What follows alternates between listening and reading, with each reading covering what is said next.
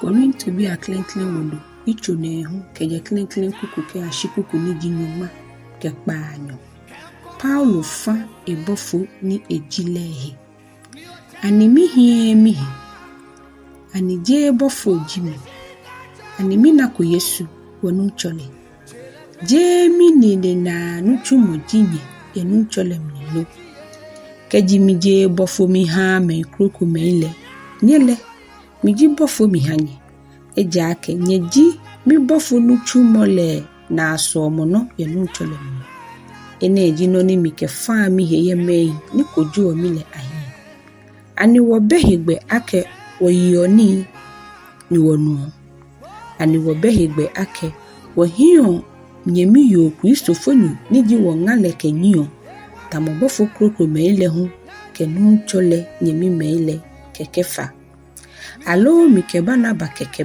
behegbe ake wo hiyoshi ni wo chuni namo ya ata ni dienche ewo ehenyomo namo fio wine trum ni eye emni yibile eko alo namo leo kolwe ni enu amefufole eko noni mi yuone anigbeme keke yuona kai animlale hu eke na kai no eja ake angma ye Mose mlale mi ake ka wo china ni gbelo abelele na bukutu ani china aheni do nyombo alo wahewo kra mu ewuone wahewo no ama eja ake esa ake moni huole eke hie no kamo ahu ni moni kpala abele hu hie aka no ake ba yeko ke wodumu moni wo hanyele ani eji no kowulu ake wo okpa nyehelo ni lo keji majin krokrome ye ne kehegbe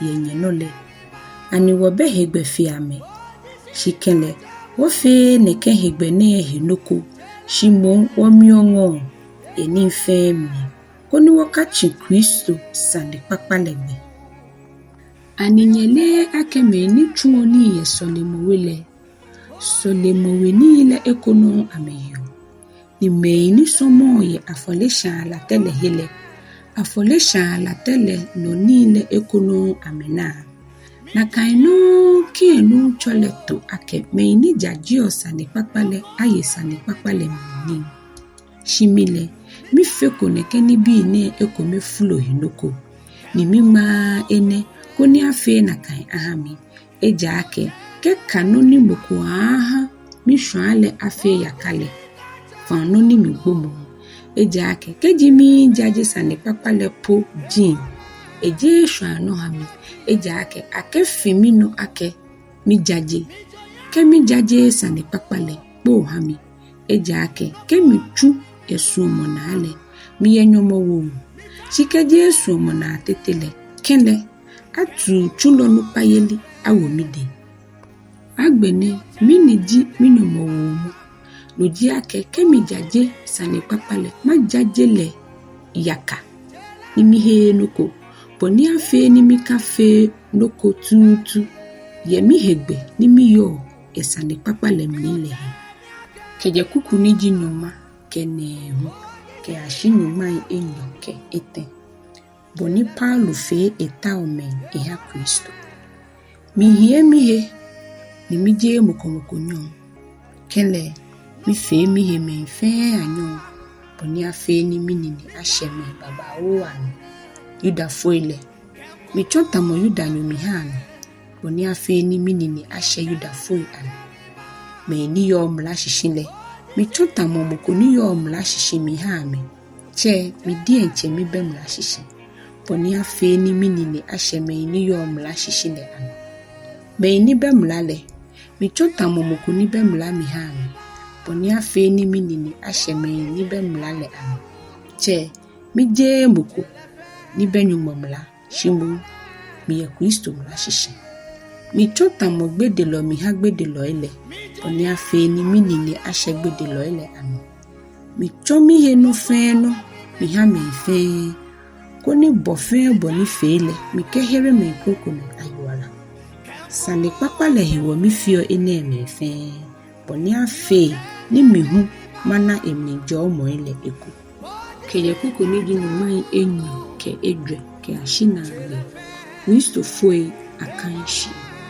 Aninyele ake foeda momnile. Foeda lo ile fe da amu.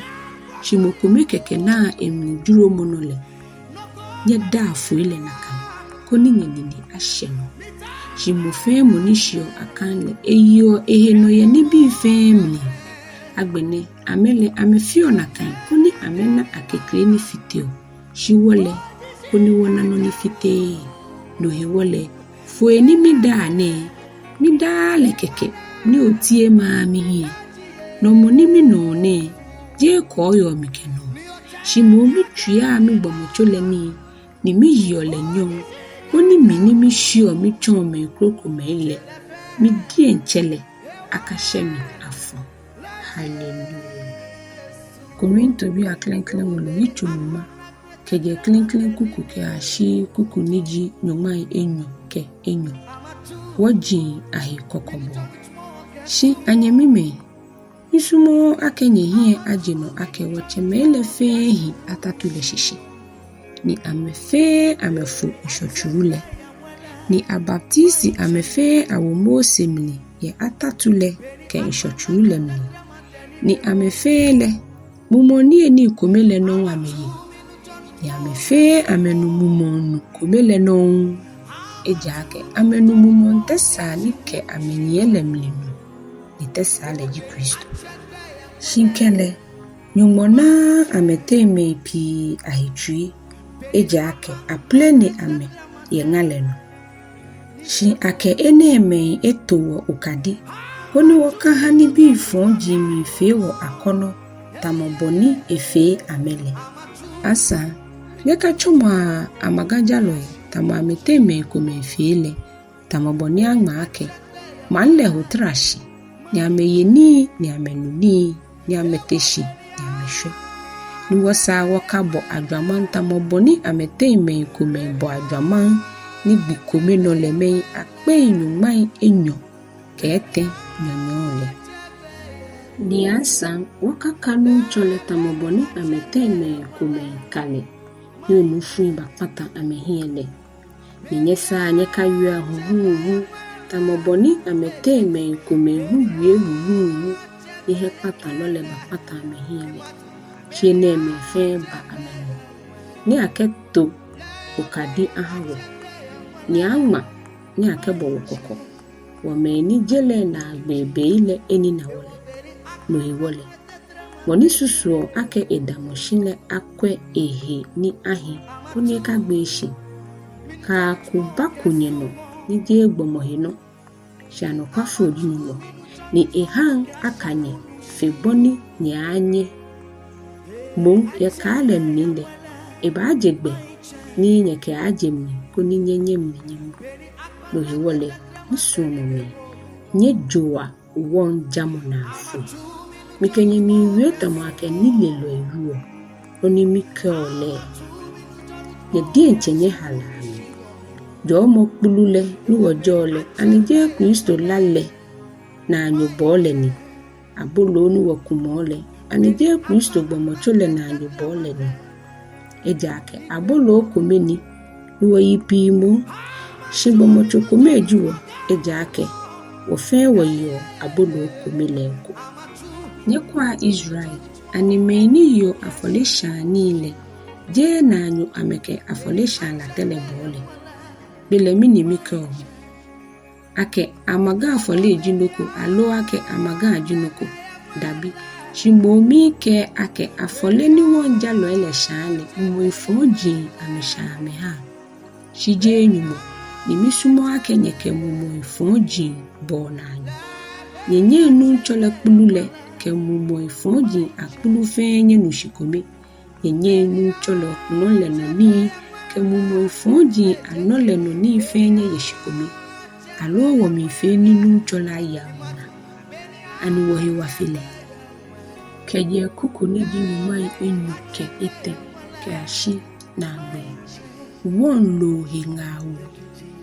Oye nibi ife higbe. Shije nibi ife hi. Oye nibi ife higbe. Shige ni bi fe ha mo na ni moshi. Moko aka play mi ha le di enche ehe. Shimo mo fe mo aple aha inani. No fe no ni ahon ye lo jira no le nye ya. Shi he ni le he wole nye kabi amle. Eja ke shipon le ke emni ni le fe le nchole noni. Shike me ni he ye le ate mo pepe nyon kolon he. Ni nye mi suma ke nye ate le. Mo fe no ni ake ama nye hele. Nye ya nye kabi amle. Ye he ni le he wo. Shike ji moko ke nyake. Enele ake shanfoli aha magale. Nyaka ya ye moni twa adafile ke he ni le he wo. Shi he ni le ni mi chone. Je bodi encho no le. Shi mo krokro le no le. Eja ake me he wo sa ake mo krokro he ni le akojo mi he ni mi hele. Ke shida mi ke yele. Meba ayuo mi he fon. Ye ni mi dashi. Ye hele he wo. Mo he wole. Ni nye yojio, ni nye nuojio. Alo no krokro nye fi ojio. Nye fi afe nye ke uwanyu muhie nyam. Nye kachomo apampi nye ha yuda fue ke hela bi. Ke nyuma safole fe. Tamodo no ni mihu. Ni sumo ake ni bi fe mile masame fe hie. Ni tao no ni hia me dienche. Shimo no ni hia me pi. Oni ahere ame yiwala. Hallelujah.